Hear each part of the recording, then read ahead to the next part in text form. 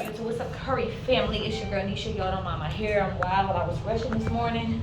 I got Jahdiar with me, y'all. We are on our way to his appointment, y'all. We late, so y'all not getting lunch right now. Oh my God. Hurry up, get off. Hold on. Come on, because we got to make sure this it. Boy, come on. All right, y'all, we got to find. I'm going to get back to y'all when we find the location. All right, y'all, we made it back here in the room. It's so small, so I'm not going to be able to sneak and record. But I'm going to have it on recording and set it down. Hopefully to catch it more clear than last time, because last time, I don't know what was that. You ready? He's carrying. They brought his school note, so we're just waiting to see the doctor. Hopefully we get good news, y'all.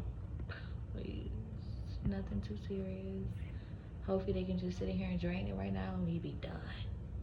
Right, Jahdiar? A little poke and drain it. You hope they can just do a little poke and drain it and you done. I'm tired, yeah. I woke up early this morning to take the little kids to school. AMINA's birthday outfit is ready. We gotta go pick up her birthday outfit from the mall. She had a custom birthday outfit.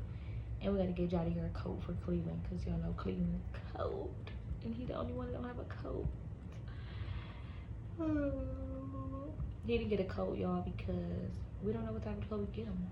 Like, he think he grown out, so he don't want no quick little coat.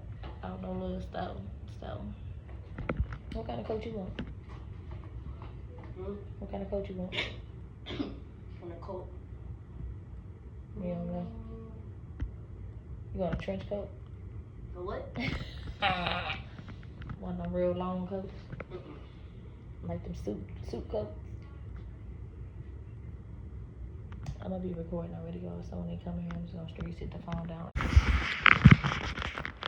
So I know you've been to the emergency room here a couple times now, right? To get this bump under his chin checked out. Yes. When did you guys first notice that? In November, the first emergency room visit, Yeah. but he had it for a while. Like when we go back and look at previous videos and pictures, Yeah. it was there just much smaller. Yeah, I think it's been there for a while. Yeah. Yes. And then so back in November, it got big and painful. Is that what brought It never. What you had pain one time, shit? No. When you woke up? Okay. It wasn't painful. It was just big. It just, yeah. So I'm taller than him, so I look, down. But I was sitting on the couch and I called him down and I was looking up, and that's when I first noticed it. Like, what is that? And then we just went to the emergency room that day. Okay. And then they capped him, gave him antibiotics, and it just got bigger. Smaller. It just got bigger. Okay. And then so last month you went back because it got bigger. Yes. Okay. But it didn't hurt. Wasn't red and painful. No. Okay, gotcha. I think he was either maybe even born with this little thing. It's what we call a lymphatic malformation. Now, people know about our two kinds of blood vessels, right? We know about our veins, and then we know about our arteries. Veins are the blue vessels that leave the heart, so it delivers blood back to the heart because that's blood that's already used the oxygen in it, right? And then the arteries are our big blood vessels that deliver oxygenated blood to the rest of the body from the heart, right? There's a third kind of vessel. We don't talk about it very much.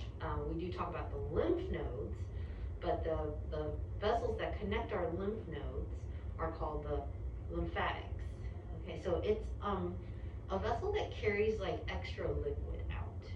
So in our tissues, we sometimes have too much, almost like water or plasma in them, and then so the lymphatics help drain out, keep our body in equilibrium. So, and then it drains out extra fluids. But when he was developing in utero as a fetus, sometimes these blood vessels get disorganized in a bunch somewhere. It can happen to any kind. So we have what we call the vein malformations, we have the arterial malformations. It looks like on our CT scan and then the most recent ultrasound, it looks like it may be what we call a lymphatic malformation, just like a cluster of disorganized lymphatics right there. Happens a lot up in the head and neck area. Lots of things go right when a baby is forming, and this one is just this one little thing that kind of got disorganized under his chin. They're not harmful per se, but obviously we want to be able to let you know if there's any ways to address it. And we actually have a very well-known expert on these malformations. Is my colleague Dr.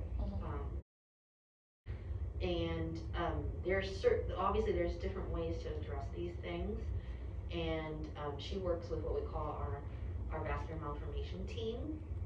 So it includes usually radiology, looks at the scans, and then we usually have a skin doctor, because sometimes the ones that they look like big bright red patches, you know, because they're so close to the skin. And then the dermatologist helps us out, and then we also have what we call interventional radiologists.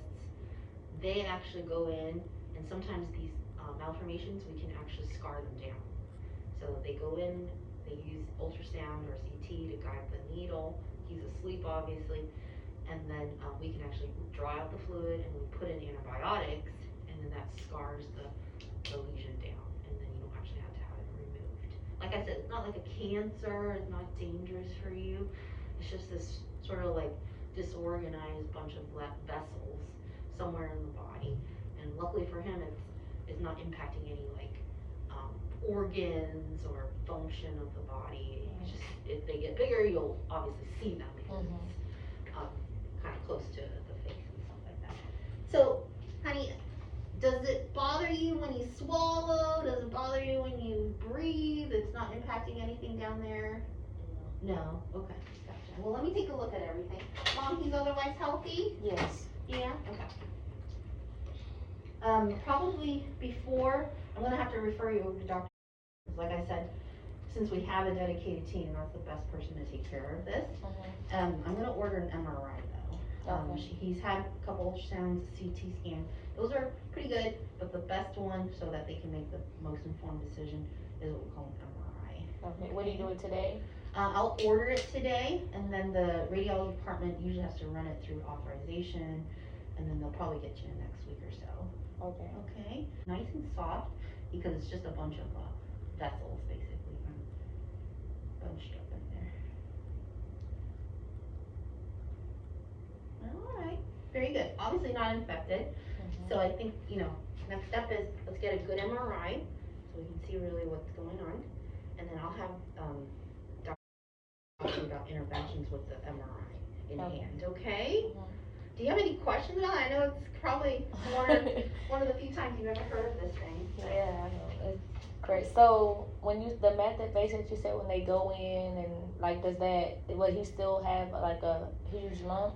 So initially, yes, they'll pull out whatever fluid is in there, and then they inject this sort of antibiotic that causes some scarring, and then eventually it will flatten down. So you're right.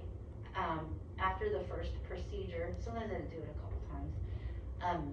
It may look like it's full still because it's full of antibiotic, but then what it does is it kind of causes the lesion to scar itself down, and it works really well. Sometimes I have to do it once or twice. And then Dr. looking on the CT, she may decide, hey, you know what? It's such a little bunch right there. It's under the chin. Maybe she'll talk to you about removing it surgically, but I don't want to speak for her based on, what her interpretation of the whole situation is. Okay? Okay. But either one of them is still like a procedure usually being put to sleep. Yeah. But pretty easy recovery. You no heart issues, right, Mom? No. Do you think, Jahdiar, that you would be able to sit in an MRI machine for about 30 minutes? You just lie flat. They kind of put you into this tunnel. They put on headphones so you can listen to music, but you just stay real still. You're almost kind of relax. What do you think? Do you feel that you would be claustrophobic or scared in there? You think you could do it? Because then we can do the MRI without sedation, which I think you could do. Great. It's only like 20, 30 minutes too. Okay, and you get to listen to music, hang out, okay? No kidney disease, Mom? No. Okay, great. And then do you prefer this hospital, West Campus? Yes. Okay, we can